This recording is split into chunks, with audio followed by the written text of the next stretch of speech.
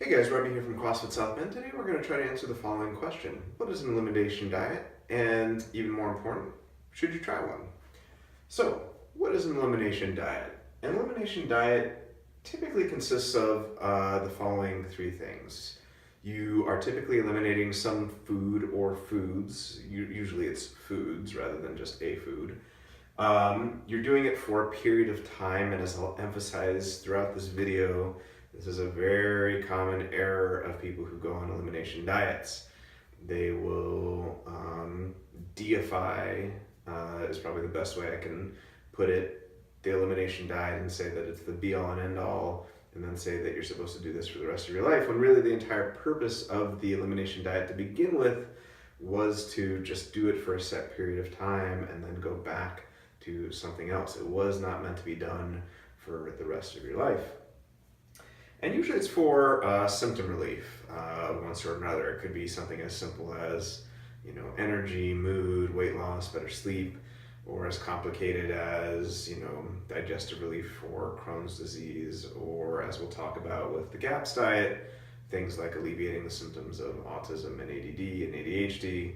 That's not any sort of medical claim on my part. That's just, typically what people use the GAPS diet for based on sort of anecdotal reports and what the book talks about. So what are some examples of elimination diets? So we're going to talk about a few of these here to give you a sense of how they work. So the number one I mentioned up front is the Whole30. Now we're huge fans of the Whole30 here at the gym. We use it as a part or a component of our nutrition coaching programs.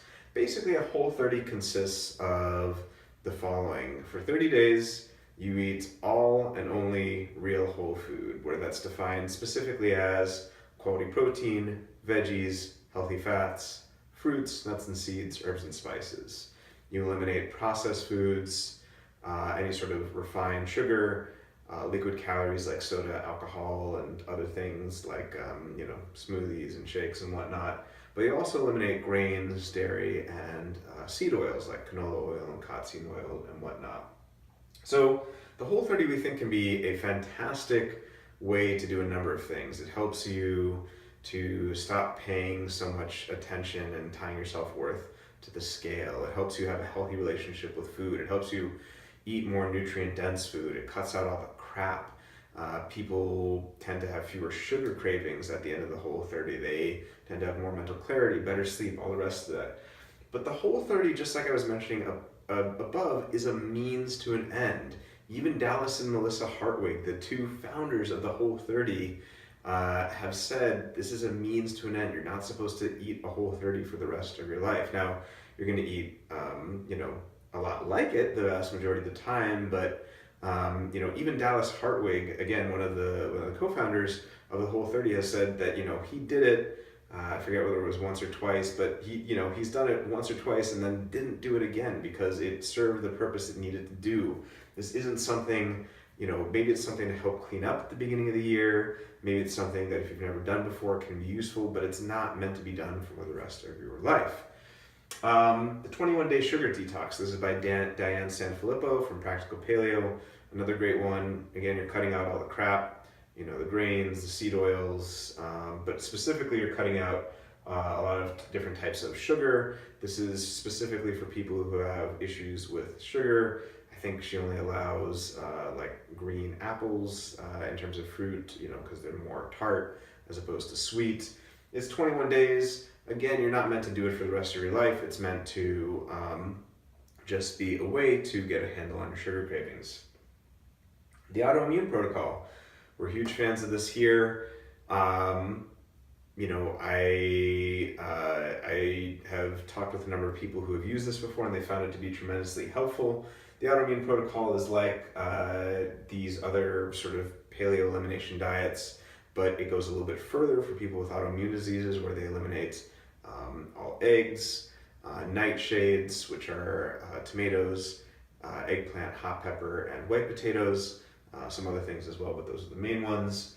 And that's for a period of time. Now, again, one of the big debates you'll see online is precisely about this question. Do you need to do the autoimmune protocol for the rest of your life? And again, I think people tend to deify this. They tend to, make it into this gigantic thing that they need to do everywhere and always. And certainly for some people that can be necessary, at least for a period of time, but it doesn't necessarily need to be for the rest of your life. So many of you watching this will know, I've talked to many of you about this before. A few years ago, I was diagnosed with Graves' disease, which is autoimmune hyperthyroidism. I did the Autoimmune Protocol strictly for a few months, and I saw no improvement whatsoever in any of my blood markers. Does that mean that the autoimmune paleo diet wasn't helping at all? No. It was giving me a lot of nutrient-dense food. I was cutting out a lot of bad stuff. I had already been cutting out that stuff to begin with, for the most part, with the exception of eggs and tomatoes and whatnot. But it just meant for me, and for the particular autoimmune condition I had, the autoimmune protocol wasn't the main factor necessary to fix my health. There are usually, as we talk about a lot with our other videos, other factors like hormones, immune imbalances, gut pathogens, that no matter how cleanly you eat, you cannot fix those things just with diet. So while I think this can be a tremendously useful tool for symptom relief, Sarah Ballantyne, who wrote The Paleo Approach, which is like the book on autoimmunity, she saw tremendous symptom relief from her autoimmune conditions by following this. So it's certainly something to try, but it's not the be-all and end-all. On the digestive side of things, there's low FODMAP diets. I was just talking with someone about this just a couple days ago. A friend of hers said that she had digestive issues and she was following a low FODMAP diet. It's basically a diet low in fermentable carbohydrates. That's all you really need to remember. FODMAP just stands for fermentable oligo-di-monosaccharides and polyols. Basically, just different types of fermentable carbohydrates. Can this be helpful for things like IBS or SIBO? Yes, but it's just temporary and it's for the purpose of alleviating symptoms. The GAPS diet, gut and psychology syndrome diet, it's basically like a reboot for your digestive system to help with, according to the book, things like ADD and ADHD and dyslexia and dyspraxia and autism can be very helpful there. And the specific carbohydrate eliminates all sort of longer chain sugars, so things like starch from potatoes or disaccharides like lactose, just to help with digestion. Now, all of these things can be helpful for symptom relief temporarily, but they're not always getting to the root issue. And while it's good that you're cutting out the crap by eating these, according to these particular elimination diets, you're cutting out most refined foods and sugar, that doesn't mean these are the end-all and be-all. So what are some pros and cons of the elimination diet approach? Pros. I put cheap, simple, and it's do-it-yourself, and I'll need to balance that out with what I said on the con side, that it can be tough to do. But what I mean here is that compared to getting all sorts of tests done and lab work and all these different things going on, this is something that you really can just do yourself and see if it helps.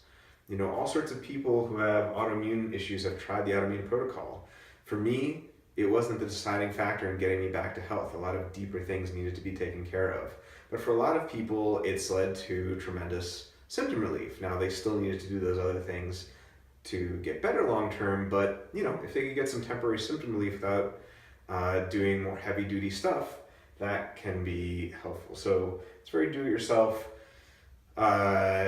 cheap relative to more expensive tests. Obviously it's going to cost some money to eat this way for a period of time, but cheap relative to those things, and again, simple relative to those deeper things that could be done. It could lead to symptom relief. I know people, and I've talked to people who have had IBS or Crohn's or ulcerative colitis, who have seen their diarrhea go from 15 times a day down to the single digits. For someone who has that type of symptoms, or those types of symptoms, that's a huge improvement in quality of life. Someone who can't, who's constipated, who can't go to the bathroom more than once every 3 or 4 days, going maybe once a day or once every other day. That's a huge improvement in symptoms. So it can lead to symptom relief. And you're getting out the crap. You're, with all of these elimination diets that I mentioned, and there are others that I didn't mention, which probably some of them are okay, but some of them are not. These are all ones that in general I'm a big fan of for specific purposes for a period of time, not forever, and not as the sole means of fixing the issue. But in general, you're cutting out the grains, the seed oils, the sugar, the processed foods, the alcohol. And in general, that's a good thing. Now, do you need to go this restrictive for the rest of your life? Absolutely not. It's just meant to be done for a period of time. So that brings us to the cons.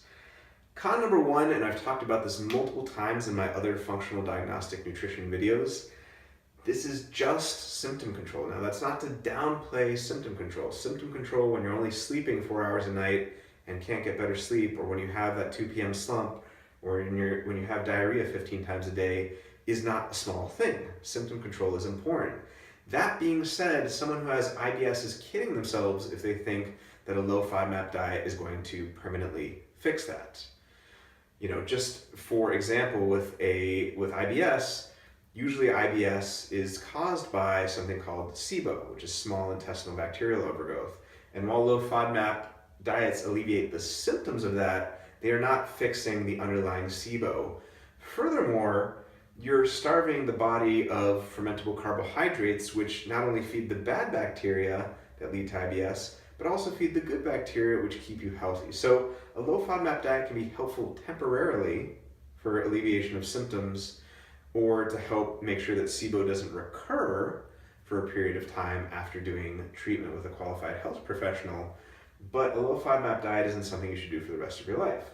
Similarly with a Whole30 or an Autoimmune Protocol or 21-day sugar detox, all of these things are just symptom control. And you want to go deeper if you have a deeper health issue to figure out what the cause of those things is. It's not always a long-term solution. Again, people deify these things and they say, oh, I have to be Whole30 for the rest of my life. I have to do the Autoimmune Protocol for the rest of my life. Now, an exception here is going to be something like, if someone's got a heavy autoimmune disease and they've tried everything else from hormones and immune system and, gut pathogens and whatnot, and the only way they feel good is an autoimmune protocol, okay, then maybe they need to do it. But for most people, even with an autoimmune disease, it's not going to be necessary to do an autoimmune protocol for the rest of your life. And that leads to the last point, which is it's tough to stick to. Now, this isn't an inherent knock against it if you remember that it's done for a short period of time, but if you think about it as something you need to do for the rest of your life, that's pretty tough to do. No tomatoes for the rest of your life. Yes, you can reintroduce those and see if they work for you on the autoimmune protocol, but what if they don't? No tomatoes for the rest of your life? No white potatoes for the rest of your life? No, eggs for the rest of your life? We need to balance these things with, the risk-reward profile. Yes, there's tremendous benefit to be had from doing these things for a period of time. And when I say period of time, I mean anywhere from as short as 1 month to up to 6 months. So it can be a significant period of time, but typically not the rest of your life. So that's important to remember. And there are all sorts of other things that go into health too besides diet. If you're chronically missing out on hanging out with friends and missing family celebrations because you're sticking to these elimination diets for the rest of your life, that can be problematic. Now, don't take that as an excuse that I'm saying right now to say if you're currently doing a Whole30 and you want to celebrate, they should stop your Whole30. No, of course, for a period of time, you should give these all a shot and do them the way they're intended, whether it's 1 month or 3 months or 6 months. But once you've done that, you should reevaluate and see, is this the right thing for you to do long term? Now, here's the most important question in a lot of ways. Should you try one? Should you try an elimination diet? Well, that all depends on who you are and what are you trying to do. Do you have some excess weight that you're trying to lose? Do you have sleep issues? Are you someone with ulcerative colitis or Crohn's? Are you someone with ADD or ADHD, or someone with an autoimmune condition, or someone with sugar cravings? At the very least, I think for most people, a Whole30 can be tremendously beneficial, and I think that's probably one of the best places to start if you don't have any of these deeper health issues going on. I think that's a very good place to see what does it fix, what does it not fix, and then go from there to maybe eliminate stuff further, or maybe to add stuff back in further. So it really depends on who you are and what you're trying to do. Another important question here, which is mainly rhetorical, is what do you have to lose? Now, with some of these more intense ones like GAPS is pretty hard to do. GAPS is pretty hard to do. So is the Autoimmune Protocol. Not unbearable, but they're not terribly easy either. But at the end of the day, if you're having these symptoms, and we're again just talking about this period of time, like 1 month, but typically 3 months to 6 months, what do you have to lose from just that period of time? Now, if we were talking about the rest of your life, of course, there's quite a bit that could be missed out on. But for that period of time, what do you have to lose? You're going to be eating really good nutrient-dense food, and you could end up with major symptom relief and figuring out some deeper aspects of your health. Lastly, just remember it's temporary. And, the whole time I've been saying this throughout the video, it's partly as an admonition against myself. I've had this happen to me too. I've done the Whole30, I've done the Autoimmune Protocol, I've done low FODMAP, I've done a bunch of these different elimination diets for different health issues that I've had. And, there's a tendency to say, well, this is it. This is what's going to fix me. And again, for temporary symptom relief, it can be helpful, but there are almost always deeper things going on with hormones, detoxification, the immune system, neurotransmitters, digestion, chronic gut pathogens, what have you, that aren't encompassed by just diet alone. And while it's important to make your diet a healthy one, it's also important to remember that there's more to life than health. Avoiding, social interactions for the rest of your life because you're afraid of having some stray eggs in your food can be unnecessarily burdensome depending on the situation. All right, guys, so I hope that was helpful. And I hope you now have a sense of what an elimination diet is and whether you should try one. And we'll see you guys next time.